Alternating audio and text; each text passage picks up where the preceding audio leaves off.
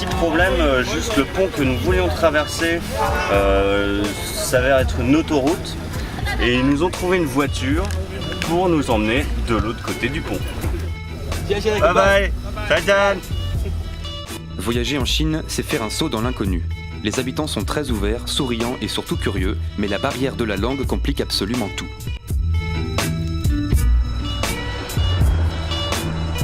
C'est la Chine, on y est bien. Et depuis hier, on fait détour sur détour, parce que bien sûr, on n'arrive pas à lire les panneaux et qu'on a une carte exécrable. Donc on demande à droite, à gauche.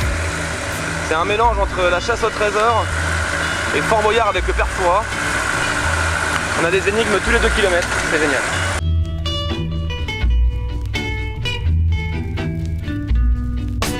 Cap au sud-ouest, nous longeons la côte avec pour objectif la frontière avec le Vietnam.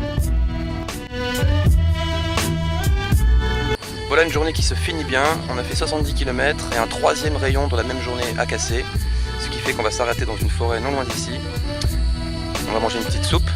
Et il nous reste encore 100 km pour arriver à Yangjiang. Les villes se succèdent. Cette région de la Chine est particulièrement urbaine, mais reste tropicale.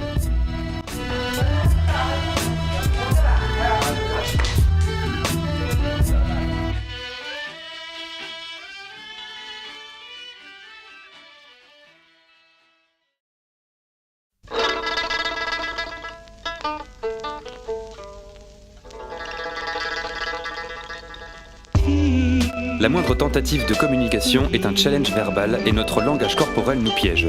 Mais on commence à prendre nos marques et à trouver des repères.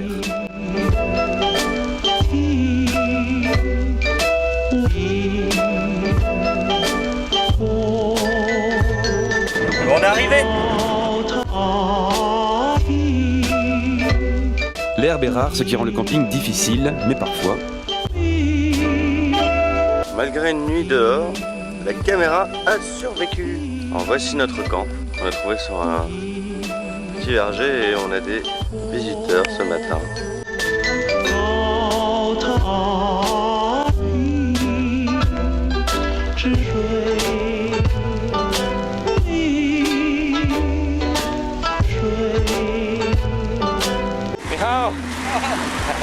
Départ de Yangjiang, j'ai pas réussi à réparer ma roue, impossible de la trouver ici. Donc on va voir ce qu'on va voir. Espérons qu'à Nanning, c'est-à-dire dans 700 km, il y a ce que je cherche. Tentative de communication. 15h, c'était l'heure du repas pour nous. Et à la sortie, un cycliste nous aborde. Alors on essaye de parler avec lui, c'est pas facile. En tout cas, il a un joli vélo.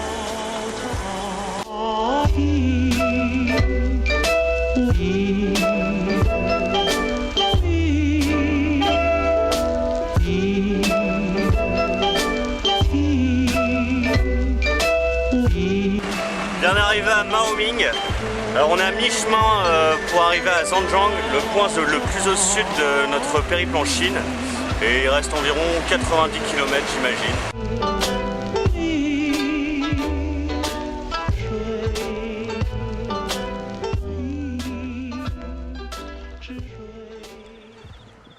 Presque arrivé à Zhangjiang après une journée de 110 km à peu près. On n'a pas pu traverser ce pont directement, c'est interdit. Alors nous le contournons et nous allons prendre un bateau. Et le bateau, le voici.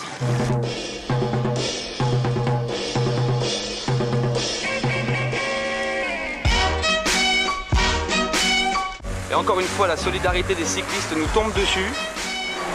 Et ils vont nous indiquer un magasin de vélo et un hôtel. Alors là, chapeau.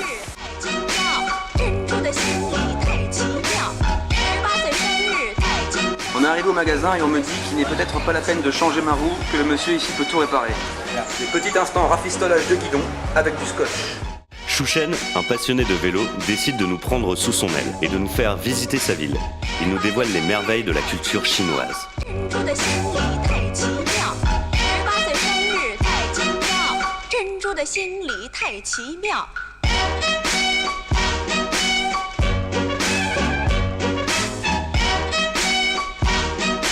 Et c'est grâce à un iPad qu'on a réussi à communiquer pendant 3 jours.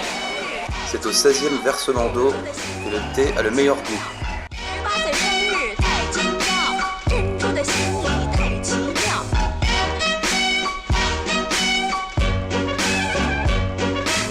Petite pause rafraîchissement. 18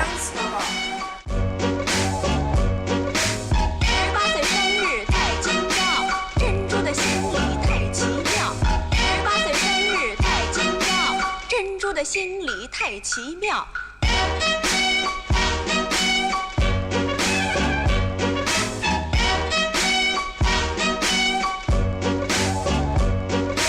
Toujours en direction du soleil couchant, notre objectif est d'atteindre Nanning pour y obtenir les visas de notre prochain pays.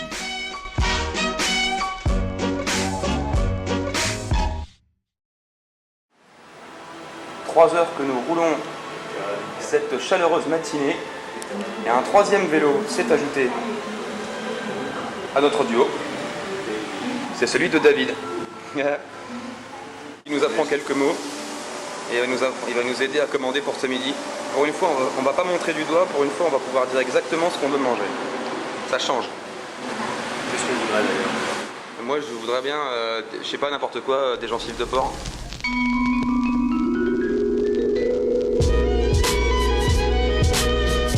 Cette rencontre change beaucoup de choses. David rend tout accessible.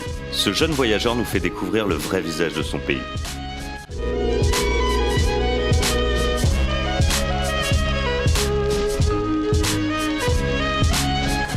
Le lendemain matin, nous avons dormi dans cet hôtel, en compagnie de David. Et bonne nouvelle, il a décidé de nous suivre jusqu'à Nanning, où une amie à lui va nous loger, le temps qu'on fasse les visas vietnamiens. Et seconde bonne nouvelle, il va même nous amener jusqu'à la frontière vietnamienne. C'est pas beau ça. Donc c'est un peu le chinois parfait.